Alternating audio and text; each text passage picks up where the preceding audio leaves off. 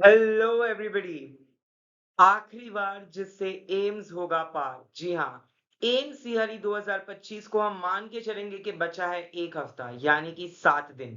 तो ऐसी 7 दिन की कोई रणनीति बताइए, कोई ऐसी रचना रचिए जिससे हमारी पूरा स्टडी प्लान आ जाए, बैठ जाए, स्ट्रीमलाइन हो जाए, रिवीजन की एक चेकलिस्ट बन जाए और सर मोटिवेशन भी आ जाए। क्योंकि एक चीज, अगर आप कॉम्पिटिटिव एग्जाम्स दे रहे हैं, आपको याद होनी चाहिए, 60% जो है वो आपका परसिवियरेंस हार्डवर्क होता है और 40% मोटिवेशन और कंसिस्टेंसी होता है। अगर एक डिजायर, एक ड्राइविंग फोर्स, एक गोल ही नहीं है कि भैया कुछ करना है, तो कैसे कुछ होगा माय डियर।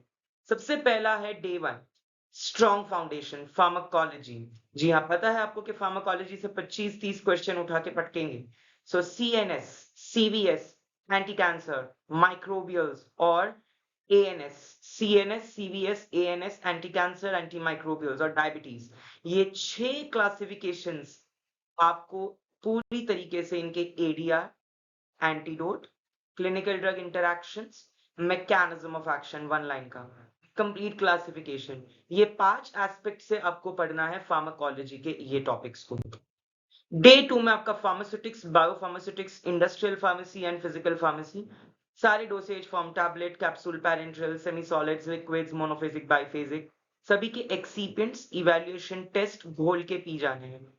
एनडीडीएस से आप लाइपोसोम्स, ट्रांसडर्मल थोड़ा देख सकते हैं, bioavailability, types of bioequivalence, pharmaceutical types of bioavailability, pharmaceutical equivalent, therapeutic equivalent, IV, IVC, थोड़ा सा एक बार देख के चलेंगे, linear and non linear kinetics, ICH की स्टेबिलिटी गाइडलाइंस देखकर चलेंगे, बहुत जरूरी है। कैलकुलेशंस अब थोड़ा सा देख सकते हैं, पोसोलॉजी, या तो फिर आप चाहे तो प्रिस्क्रिप्शन एरर्स थोड़ा बहुत देख लीजिए, वो भी ठीक ठाक आ जाता है।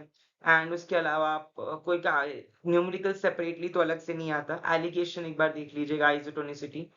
फार्माकोग्नेसी डे 3 की मैं बात करूं तो आपको अल्कलॉइड्स, ग्लाइकोसाइड्स, टैनिन्स, टर्पिनॉइड्स, ये 4 टॉपिक का वार तो तगड़ा करना है। इसके अलावा अगर वक्त बचे तो रेजिन्स करना है।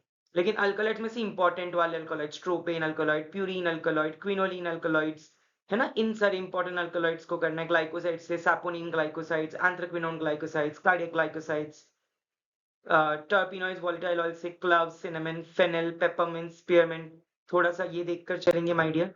एनालिसिस से आपको क्रोमेटोग्राफी एंड स्पेक्ट्रोस्कोपी पूरा करना है। Hospital and clinical pharmacy and pharmaceutical jurisprudence, ये तीनों आपको डे 4 पे उड़ाना है, जिसमें आपको ADR monitoring, PVPI, pharmacy therapeutic committee का कंपोजिशन, ड्रग डिस्ट्रीब्यूशन के सिस्टम्स, क्लिनिकल ट्रायल के डिफरेंट फेजेस, हॉस्पिटल फार्मेसी से टोटल पैरेंटल न्यूट्रिशन का कंपोजिशन, है ना, ओआरएस का composition, inventory management, ABC, FSN, EOQ, VED analysis, pharmacy act, drug and cosmetic act and narcotic and psychotropic substance act, इनसे what is narcotic, what is psychotropic, offences, penalties थोड़ा देख के चलना important, form numbers, schedule numbers. Trust me, अगर आपने ये अच्छे से करा है ना, आपकी नैया पार है डीआई की, आपकी नैया पार है, सॉरी, एम्स की। ठीक है। डे 5 पे आपको general sciences, miscellaneous, microbiology, biochemistry, biotech, HAP कर लेना है। एचएपी से अब आपके पास सीएनएस, सीवीएस, एंडोक्राइन, ये 3 सिस्टम्स को अच्छे से करके चलेगा। वक्त बचे तो डाइजेस्टिव, रेस्पिरेटरी और एक्सक्रीटरी, इन तीनों सिस्टम पे जाइएगा। बायोटेक से आप CRISPR, clustered regulated interspace, palindromic sequence repeat, caspase, 9 gene editing tool के बारे में थोड़ा पढ़ लीजिएगा। रिकॉम्बिनेंट डीएनए, वेक्टर्स वगैरह आप देख लीजिएगा, restriction, endonucleases, monoclonal antibodies, vaccines, sterilization तो पूरा, indicators, application, principles, types, staining, biochemistry से आपको पूरा का पूरा एंजाइम्स पढ़ लेना है, classification of enzymes, competitive, non competitive inhibition of enzymes, vitamins से आपको water soluble, fat soluble vitamins, biomolecules, definitely biomolecules में कार्ब्स, प्रोटीन, लिपिड्स का क्लासिफिकेशन और उनके कुछ केमिकल टेस्ट इवैल्यूएशन है। सो जब आप फार्माकोग्नोसी पढ़ते हो तो आप बायोलॉजिकल सोर्स, उनके माइक्रोस्कोपिक स्टोमाटा, ट्राइकोम्स एंड उनकी इवैल्यूएशन टेस्ट्स भी पढ़ते हैं। सो वैसे ही इसमें भी आपको थोड़ी सी इवैल्यूएशन टेस्ट पढ़ लेनी है। डे 6 ऐसा डे होगा जहाँ पे आप कंप्लीट पीवाईक्यूज, फुल लेंथ मॉक्स दोगे, जहाँ पे आप बहुत सारी टेस्ट्स दोगे। एंड अगर कोई सब्जेक्ट आपका बचा है, क्योंकि मैंने 5 दिन बताया, 5 दिन में ये सब्जेक्ट्स जरूरी नहीं है कि खत्म ही हो, कुछ ना कुछ पेंडिंग रह जाता है, तो वो फिनिश कर लेना है इस दिन पे, एक्यूरेसी पे फोकस करना है। और फाइनल महा revision, high yield topics, most important topics, schedules, enzymes, antidotes, side effects. ये एक बार तगड़े कर लेने हैं, ये एक बार तगड़े तरीके से कर लेने हैं। अच्छे से एवरीबॉडी मस्ट स्लीप।